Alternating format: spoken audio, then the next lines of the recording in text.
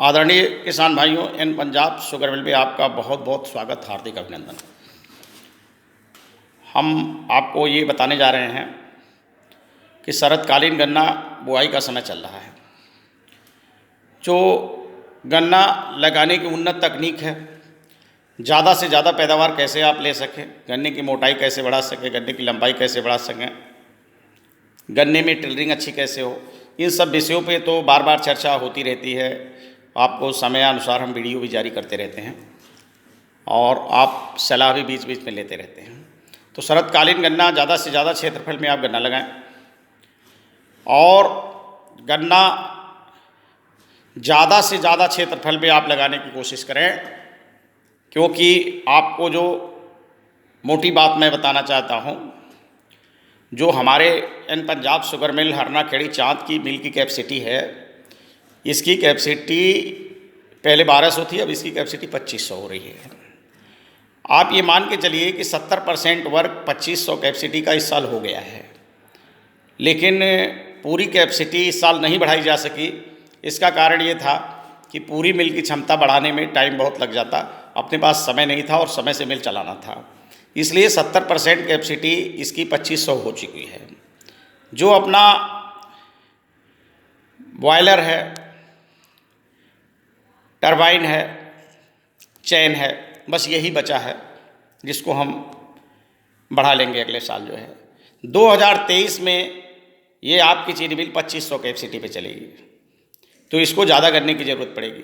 इसलिए ज़्यादा से ज़्यादा क्षेत्रफल में आप गन्ना लगाएं, प्रति एकड़ अपनी पैदावार बढ़ाएं, समय समय पे उसमें खाद पानी माइक्रो न्यूट्रिएंट और जो भी चीज़ें हैं आप डालें।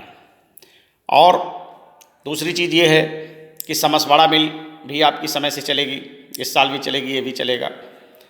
आप बहुत से ऐसे किसान हैं जो 10 साल से कभी गन्ना नहीं लगाए, इस साल गन्ना लगा रहे हैं। अगर आप पहली बार गन्ना लगा रहे हैं, आपके पास गन्ने का बीज नहीं है, तो हमारे मिल में गन्ना उपलब्ध है।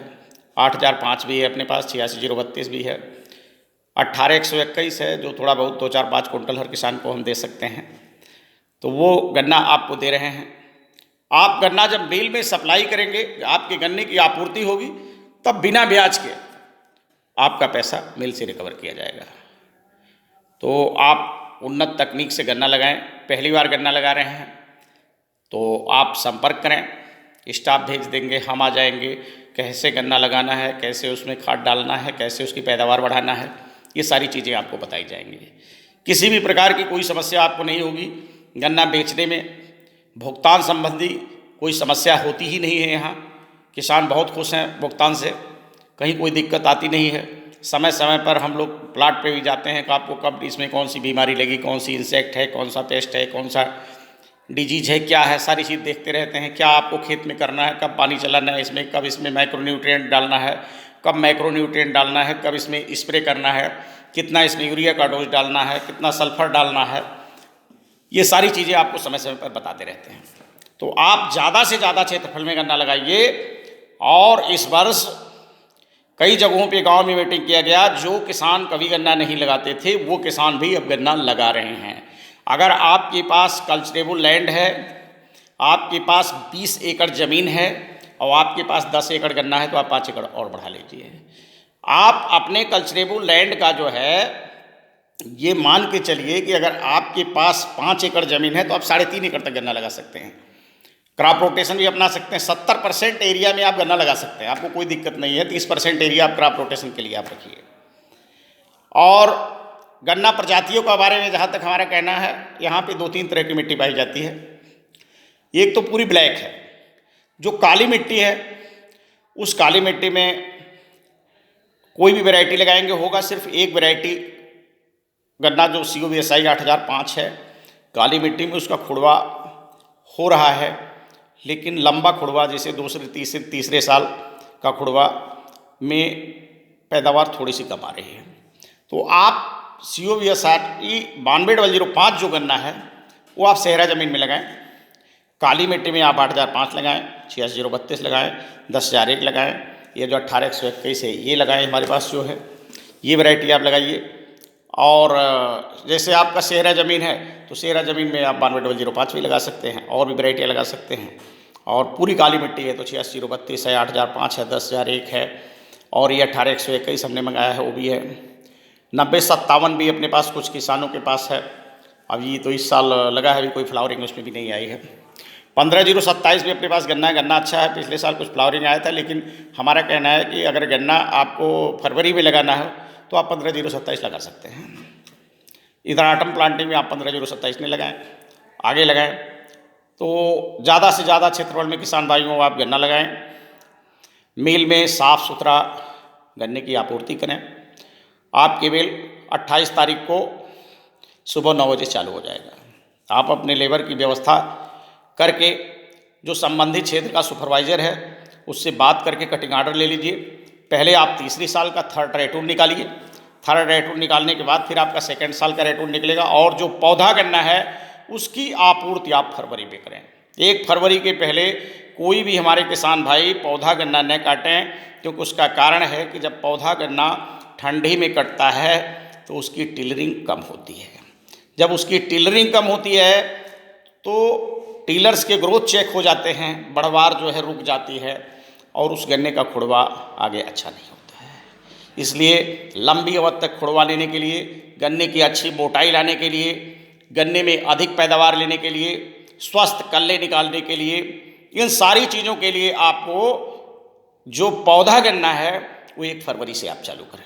पहले तीसरे साल का जो तोड़ने वाला है उसको आप निकालें, और इस तरह से ज़्यादा क्षेत्रफल में गन्ना लगाकर अधिक से अधिक पैदावार लें आप।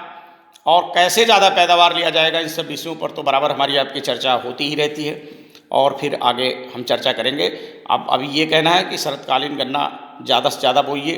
अगर आपकी ज़्यादा पैदावार आपको लेना है तो आप गन्ने के साथ कुछ मत लगाइए, खाली गन्ना आप लगाइए। 5 फीट में आप गन्ना लगाइए। अगर ड्रिप है तो 5 फीट से ऊपर भी आप लगा सकते हैं। अगर रेलवा पानी है तो आप 4 से 4.5-5 फीट तक ही आप लगाएं। और अधिक पैदावार लेने के लिए आप गन्ने में सफसल इंटरक्रॉप नहीं किया जाता है, लेकिन क्योंकि यहाँ पे बहुत से किसानों को गन्ने में अदरक लगा करके हम लोगों ने देखा, गन्ने में बहुत सी सारे, जैसे गन्ने में आलू भी लगाया लोगों ने, गन्ने में चना भी लगाया लोगों ने, गन्ने में मसूर भी लगाया लोगों ने, गन्ने में मूंग भी लगाया लोगों ने। तो उससे क्या है कि इल्ड पर तो फ़र्क पड़ता है अगर खाली प्लेन गन्ना आप लगाएंगे। लेकिन अपना ये मानना है कि अगर किसी गन्ने के साथ आप सहफसल करते हैं तो पैदावार कम होने का एक मुख्य कारण यह है कि एक ही खाद के साथ आप दोनों फसल ले लेते हैं। किसान भाई, अगर एक थाली में अकेला भोजन आप करते थे और 2 आदमी 3 आदमी खाएंगे तो तीनों का स्वास्थ्य खराब होगा। तो अगर एक थाली में 3 आदमी भोजन करते हैं तो भोजन की मात्रा आपको बढ़ानी पड़ेगी। अगर गन्ने के साथ आप आलू ले रहे हैं तो आलू की डोज आपको अलग से देनी पड़ेगी, और गन्ने का डोज आपको अलग से देना पड़ेगा। गन्ने के साथ मूंग लेते हैं, गन्ने के साथ कोई वेजिटेबल्स क्रॉप आप लेते हैं, तो आपको क्या करना पड़ेगा, जो उस क्रॉप का डोज है खाद का वो भी डालना पड़ेगा, और गन्ने का डोज भी डालना पड़ेगा। दोनों डोज प्लस करना पड़ेगा। किसान भाई हमारे गलती कहाँ करते हैं, एक डोज डालते हैं, उसी में सोचते हैं आलू भी हो जाएगा गन्ना भी हो जाएगा। ऐसा नहीं होता है। दूसरी चीज़, अगर आप छोटे किसान हैं, आपको लगता है आलू लगा रहे हैं, आलू के बाद हम गन्ना लगाएंगे, तो ऐसी परिस्थिति में आप आलू के साथ गन्ना लगा लीजिए। जो हमारे स्मॉल फार्मर हैं, मार्जिनल फार्मर हैं, उनके लिए जो है ये है कि आप लगा लीजिए तो आपका आलू भी हो जाएगा, लेकिन दोनों डोज आप उसमें डालिए। तो उससे आपका क्या है, पैदावार अच्छा होगा। आलू खोदेंगे तो गुड़ाई आपकी एक तरह से हो जाएगी। तो आपकी ये है कि जहाँ आप 3 महीने बाद गन्ना लगाते हो वहाँ 3 महीने पहले आप लगा लेंगे। तो छोटे किसानों को तो गन्ने के साथ साथ फसल लेनी चाहिए, क्योंकि आपके पास रकबा कम है, अगर क्षेत्रफल कम है तो आप आलू के बाद, मटर के बाद, चना के बाद, अगर या मतलब कोई भी फसल आप लगाते हैं उसके बाद आप सोच रहे हैं कि मतलब जो आपको शरद काल में फसलें लगाई जाती हैं आप सोच रहे हैं उसके बाद हम गन्ना लगाएंगे, तो उससे अच्छा है कि आप जो है उस फसल के साथ साथ गन्ने की खेती कर लें, और थोड़ा सा उसमें हैवी डोज डालें। 2 फसल है इसलिए दोनों फसलों का डोज डालें, और दोनों फसलों के डोज के साथ साथ जो गन्ने का डोज है उसमें 10% से 15% आप न्यूट्रिएंट में वृद्धि करके डालें। और इन्हीं शब्दों के साथ आपको बहुत बहुत धन्यवाद, आपका स्वागत, अभिनंदन, और आपसे फिर मिलते हैं।